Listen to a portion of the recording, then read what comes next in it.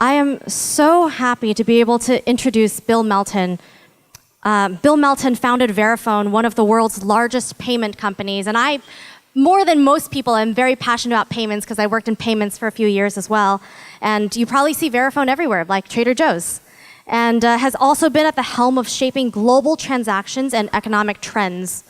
Bill has played a major role in building the transaction systems that run the consumer economy and is now breaking out of that structure to envision a whole new structure on economy based on human selflessness and how we can create value. Bill has been an entrepreneur, building global technology companies for more than 30 years, founded GIV Global Private Equity and Cybercash Transaction Network Services, and holds a master's degree in Asian Studies and Chinese philosophy. I want you to imagine that the talk that is coming up is going to blow your minds, and you are going to learn a lot from this. And please give Bill a giant round of applause.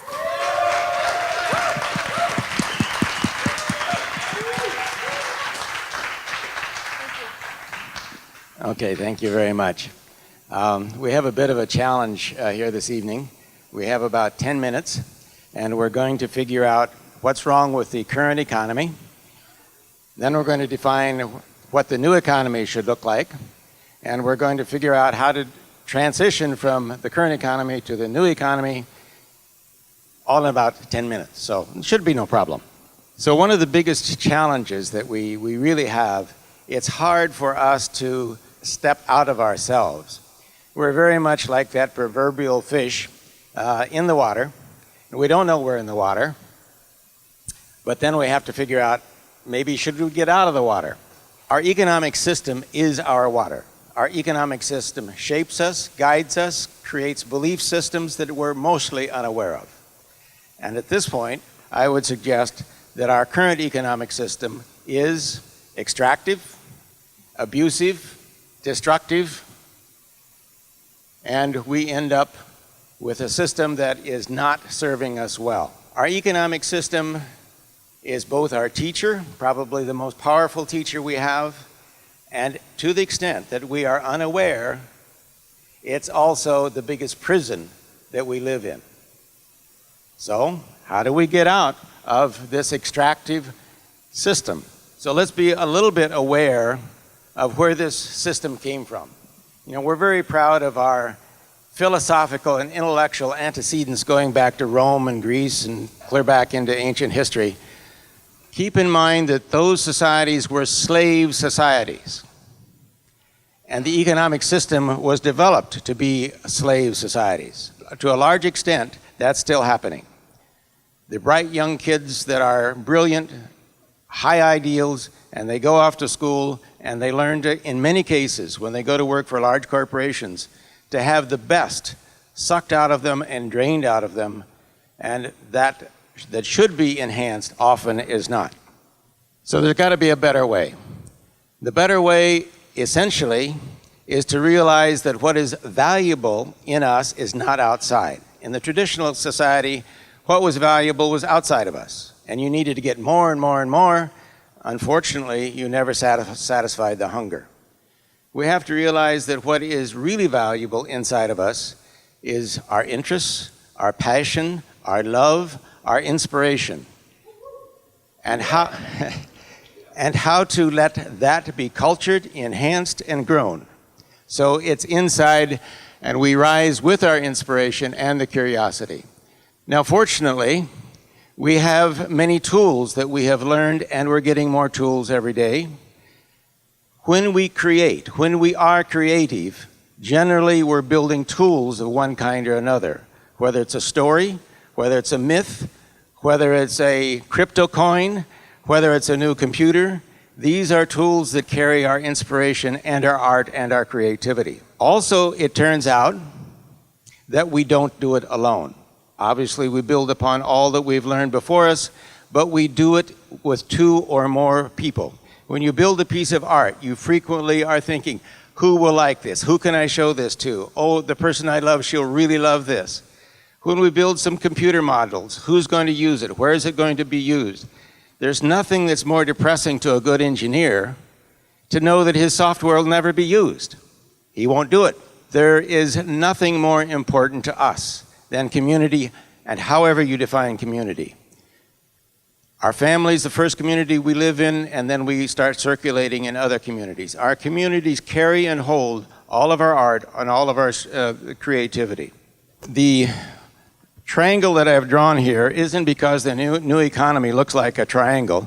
I only did that to contrast what it looked like compared to the old triangle. What the new economy really is going to look like is much more like the computer networks that you know. That is, the new economy is going to be built of nodes, and these interconnected nodes. Each node will have substantial autonomy. Each node will have the only requirement of self-sustainability, and of course then the signaling protocols, the reputational markers, authentication and verification are the building blocks that we use. Now, though we draw simple tinker toy-like models here, the real models are going to be dramatically more complex than that. In fact, it will begin to represent the same sorts of models that we see in biology. So how are we going to transition?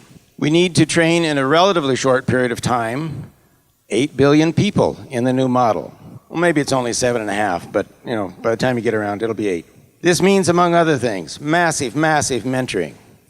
It's going to be done through community because it's too big to be done any other way. And that really turns into meaning it's not just community, but this is culture.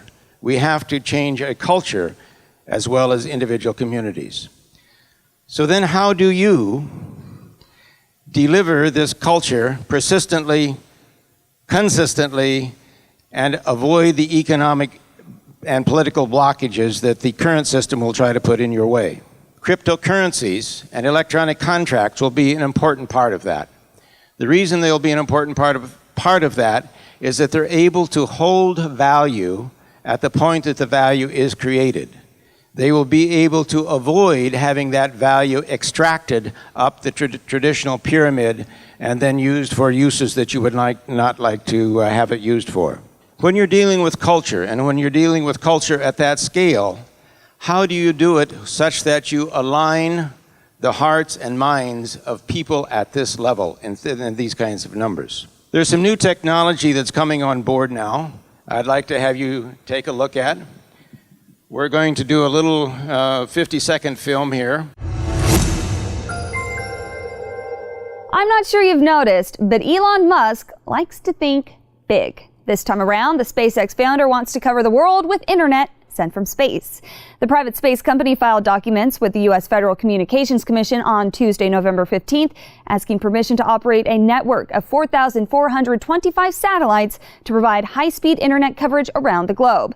Let's just give you some perspective. The Union of Concerned Scientists lists 1,419 active satellites currently in orbit. SpaceX's car-sized satellites would orbit Earth at a distance of more than 700 miles and could provide an alternative to cable, fiber optics, and other Earth-based systems. The filing didn't offer a timeline or a cost structure, but last year when Musk first announced his plans for this project, he said it may cost about $10 billion. Like I said, he thinks big. For Newsbeat Social, I'm Molly Reel. All right, so let's talk a little bit about what's the significance of that. Just the two current largest sort of rails that deliver data to you today is AT&T and the cable companies, Comcast. Those two today have a market cap of about $400 billion. Elon Musk and his folks estimate that it will take about $10 billion to put this system in place. $10 billion is a lot of money, but it happens to be only about 2.5% of the market cap of those other two single players. This is an entirely new network that currently has no content coming through it, that it is going to be hungry for content, and it will allow you to do the kinds of things that is not doable at all today. One little simple example. With this sort of a satellite, where every device that you have is completely synchronized to the satellite, and every satellite is synchronized, if just for fun you wanted to have a game where you synchronized your heartbeat with 50 other people around the world, you could do that. You also, if you wanted to, could have a little game neural feedback loop where if you wanted to synchronize your heartbeat with 1 billion people, you could do that. How would that change the world? Now, as you also know, all of these kinds of networks need data. Oh, you might say, well, Elon Musk may not make it because he may have problems. All those other guys, they're trying to do the same thing. So given the size of these guys' collective pocketbooks, and if that's not so important, their collective egos, it will be done. One of the really important things about these kinds of networks is their huge sucking sounds demanding and needing content. Now, what do we talk about content? Hollywood is content. Your mother's stories are content. The newspapers are content. Content is the forming and formation of culture.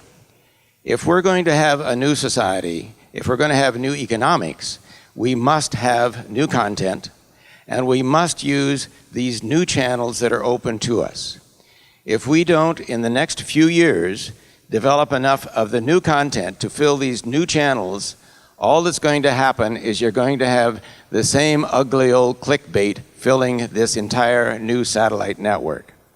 So part of the challenge is to fill these new channels with the appropriate content. Before we were looking at triangles, and let me sort of refer back to that model. At the base of this triangle, we can see that we have a source of inspiration, passion, influence, creativity.